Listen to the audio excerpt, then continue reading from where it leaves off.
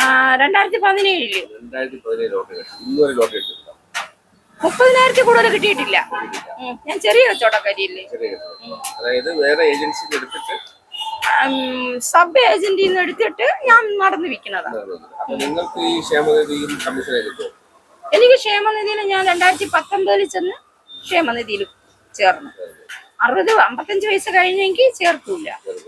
അപ്പൊ എനിക്ക് 52ാമത്തെ വയസ്സായിരുന്നു 19. അതുകൊണ്ടാണ് അവർ ക്ഷേമനിധി ചേർത്തത്. അത് വെറുതെ അല്ല, 50,000 ബില്ല് വേണം. വിൽപ്പനക്കാരി എന്ന് തെളിയിക്കുന്ന ബില്ലുണ്ടെങ്കിലേ അവിടെ ക്ഷേമനിധിയിൽ അംഗത്വം ചേർക്കൂ. അപ്പൊ 50,000 ബില്ലും കൊണ്ടാ അപ്പൊ ഈ അംഗത്വം ചേരാൻ പോകും. ഞാൻ ഒറ്റയ്ക്കായോണ്ടും ചിലവ് ചുരുക്കി ജീവിക്കുന്നതുകൊണ്ടും എനിക്കത് ചെറിയൊരു പൈസയാണ് ഇതിൽ ലാഭം കിട്ടണം. അത് 55 ടിക്കറ്റ് എടുക്കും. അത് വിറ്റ് മുഴുവനും പോയാലേ എനിക്കൊരു 300 രൂപ കിട്ടുള്ളൂ. അത് മഴയോ എനിക്കെന്തെങ്കിലും ബുദ്ധിമുട്ട് അസുഖമൊക്കെ വന്നാൽ ഒരു രക്ഷയില്ല.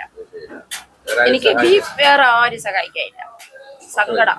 മക്കള് 2 പെൺമക്കളാ. അവരൊക്കെ അവർ സെറ്റിലായി. അവരെ കഷ്ടപ്പെടുത്താൻ ഞാൻ പോകില്ല. 15 കൊല്ലം വീട്ടിൽ ജോലി ചെയ്തേ. പക്ഷെ ഞാൻ സത്യാവസ്ഥ പറഞ്ഞ ദൈവത്തിന്റെ മുമ്പാകെ പറയും പോലെ സത്യം പറയണതാണ്.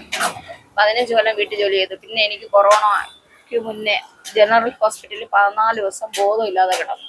BP കൂടി, ബ്ലഡ് ബ്ലോക്കായി. സർക്കാരിന്റെ ചെലവിലാണ് ഇറങ്ങിയത്. അതിനുശേഷമാണ് വീട്ടിൽ ജോലിക്ക് പോകാത്തത്. അതിനുശേഷം കൂലിക്ക് സ്വന്തം ചെലവിന്റെ പൈസക്ക് വേണ്ടി കൂലിക്ക്. അപ്പൊ അവര് ടിക്കറ്റ് വിറ്റ് പോവാതെ പൈസ 400 രൂപ വെച്ച് ശമ്പളം തരും ബേക്കറി ജംഗ്ഷനിൽ. അപ്പൊ അവര് പൈസ തരുമ്പോ അവർക്ക് ദേഷ്യം. ടിക്കറ്റ് ചിലവാവാതെ പൈസ. അങ്ങനെ അവിടെ കണ്ടും കേട്ടും വഴിയെ പോണവരൊക്കെ പറഞ്ഞ് നിങ്ങൾക്ക് സ്വന്തമായിട്ട് ഒരു ബുക്ക് എടുത്ത് വിറ്റൂടെ എന്ന് ചോദിച്ചു. അങ്ങനെ ചോദിച്ചതിന് ശേഷമാണ് സ്വന്തമായിട്ട് 2 ബുക്ക് എടുത്ത് വിറ്റു. അതിന്റെ ബില്ല് സൂക്ഷിച്ചു വെച്ച് അറിയാന്നുള്ളവർ പറഞ്ഞു തന്ന് ക്ഷേമനിധി ചെന്ന് അംഗത്വം ചേർന്നാല് 50,000 ബില്ലും കൊണ്ട് ചെന്നാൽ ക്ഷേമനിധിയിൽ ചേരാം. ചേർന്നു. ഇത് ഇടയ്ക്കിടയ്ക്കൊന്നും വരാൻ പറ്റില്ല. എനിക്ക് അസുഖമുണ്ട്, ആരോഗ്യ പ്രശ്നങ്ങളുണ്ട്. പിന്നെ ആരെയും ബുദ്ധിമുട്ടിക്കാതെ മക്കളൊക്കെ നെഗറ്റീവാണ്. എന്നുവെച്ചാൽ അവര് എന്നെ പോലെ കിടന്ന് കഷ്ടപ്പെട്ടു. CBI തോമസ്, പണ്ടത്തെ CBI തോമസ് സാറുണ്ടല്ലോ, കുറ്റാന്വേഷണ വിധൻ. ആ സാർ കോട്ടയത്താണ് താമസിക്കുന്നത്. എൻ്റെ മോളെ 2ാമത്തെ മോളെ കോട്ടയത്ത് ഒരു ക്രിസ്ത്യൻ പയ്യനാ കിട്ടിയത്. അവരെ വീടുകളിലൊക്കെ ജോലി എടുത്ത എൻ്റെ മോള് ജീവിക്കുന്നത്.